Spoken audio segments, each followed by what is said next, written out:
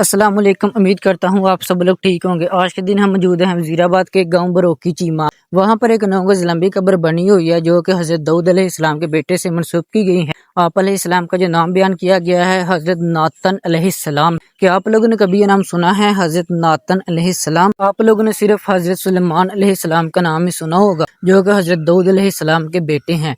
और क्या आप लोग जानते हैं कि हजरत नातन अलैहिस्सलाम भी हजरत दाऊद अलैहिस्सलाम के बेटे ही थे।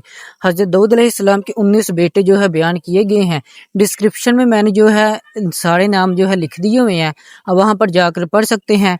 उनमें से एक नाम जो है हजरत नातन अलैहिस्सलाम का है। और ये जो कब्र शरीफ है जो है बरोकी चीमा वहाँ पर वाक़या है। क्या आप लोगों ने कभी अपनी ज़िंदगी में इतनी लंबी कब्र देखी है? अगर देखी है कहाँ पर देखी है मुझे कमेंट सेक्शन में उस इलाके का नाम लिखकर ज़रूर भेजिए ताकि मैं किसी दिन जाकर उसका भी एक्सप्लोर करूँ।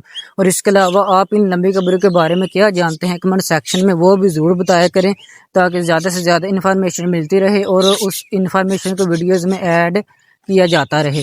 तो ये भी आप देख सकते हैं, वो सामने आपके बोहड़ का दरख्त भी जो है नज़र आ रहा होगा जो कि दिखने में बहुत कदीमी लगता है, ठीक है।